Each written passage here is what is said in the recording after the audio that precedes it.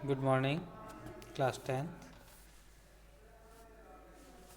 How do organisms reproduce के बारे में अपन ने प्लांट्स और ह्यूमन बींग्स के रिलेशन में पढ़े। लास्ट टॉपिक है इस चैप्टर का रिप्रोडक्टिव हेल्थ, जनन स्वास्थ्य से संबंधित है। कुछ चीज़ें इसमें बताएगी जिसके बारे में अपन आज अध्ययन करते हैं।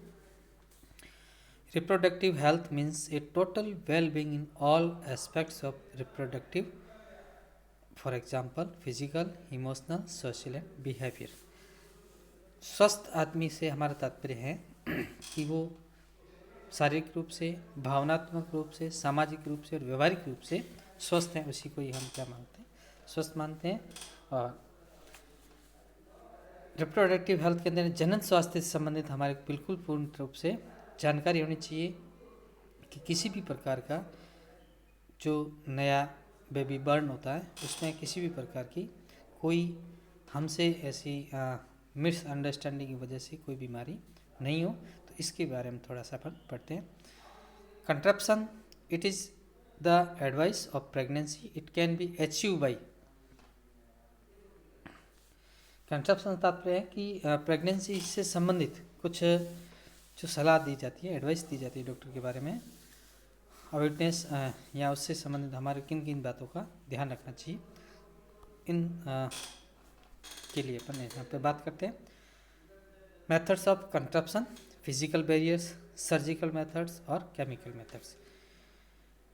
यहाँ पर हम प्रेगनेंसी को किस प्रकार से अवॉइड कर सकते हैं या नहीं होने से रोक सकते हैं, क्योंकि जनसंख्या जितनी ज़्यादा बढ़ रही है तो उसको कम करने के लिए हमें प्रेगनेंसी या जनन दर को कम करना, बर्थ रेट को कम करना है। उसके लिए कौन कौन से कंसेप्टम बैरियर हैं? To prevent union of sperm and egg, use of condoms, diaphragm and cervical caps. इन फिजिकल बैरियर्स के अंदर जो कुछ मेथड्स दिए जाते हैं, कुछ इंस्ट्रूमेंट आते हैं जैसे कंडम वगैरह है, तो उसके द्वारा अपन स्पर्म को एग तक पहुंचने से रोक सकते हैं। Surgical methods also called sterilisation in vasectomy, the vas deferens of male is blocked to prevent sperm transfer. Surgical methods के अंदर वेसेक्टोमी, जिसको पुरुष नसबंदी के नाम से जानते हैं, तो उसमें क्या किया जाता है कि जो मेल की होती वेंस होती है, या जिनको अपन जो स्पर्म को ले जाने वाली नलिकाएं होती है, उनको क्या कर देते हैं, काट देते हैं, ब्लॉक कर देते हैं, जिससे स्पर्म का ट्रांसफ़र टेस्टिस से आउट नहीं हो।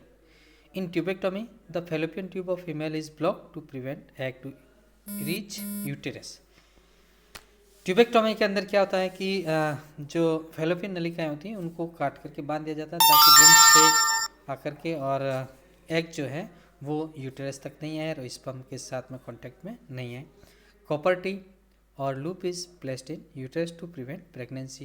कॉपर टी या लूप लगाते हैं, जिससे क्या होता है वो फैलोपियन ट्यूब्स को ब्लॉक कर देता है और स्पर्म जो होते हैं वो फैलोपियन ट्यूब तक नहीं पहुंच पाते हैं।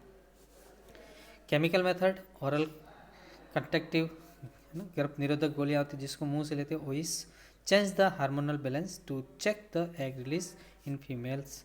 यानी इस प्रकार की जो ओरल कुछ टैबलेट्स होती हैं जिनको खाने से हार्मोनल चेंजेज होता है और एग जो होते हैं उनका निर्माण नहीं होता है, या उसके अंदर मेंस्ट्रुएशन साइकिल स्टार्ट हो जिससे वो रुक जाती है। ओएसिस कॉसेस साइड इफेक्ट, ये साइड इफेक्ट भी कर सकते हैं, इसलिए ज़्यादा हार्मोनल केमिकल मेथड्स को अपनाना नहीं। Health society need a balanced sex ratio. स्वास्थ्य विभाग चाहता है कि न मेल और फीमेल दोनों का रेशियो जो हो बराबर होना चाहिए। That can be achieve by educating the people, और इसलिए पुरुषों को हेल्थ, रिप्रोडक्टिव हेल्थ के बारे में समझा जाता है। To avoid malpractice like female foeticide and prenatal sex determination. यानी इसमें किया जाता है कि जो आपको भ्रूण, कन्या भ्रूण हत्या जो होती है उसको रोकना, या लिंग जांच जो कराई जाती है उस पर रोक लगाई गई है, ताकि लड़कियों को मारे नहीं और पुरुष और मेल और फीमेल का रेशियो जो है मेंटेन रहे। सेक्सुअल ट्रांसमिटेड डिजीजेज, एसटीडीज, जो सेक्सुअल के कारण जो डिजीज फैलने की संभावना रहती है वो कौन कौन सी है? वायरल एसटीडीज है जैसे HIV है, एड्स है, वार्ड्स है, और बैक्टीरियल एसटीडीज जैसे सिम्पली। कुछ जातियाँ जो सेक्सुअल ट्रांसमिटेड डिजीज हैं। STD are communicated during unsafe sexual contact. अगर हम अनसेफ सेक्सुअल कॉन्टैक्ट रखते हैं तो इस प्रकार की बीमारियां होने का संभावना रहती है।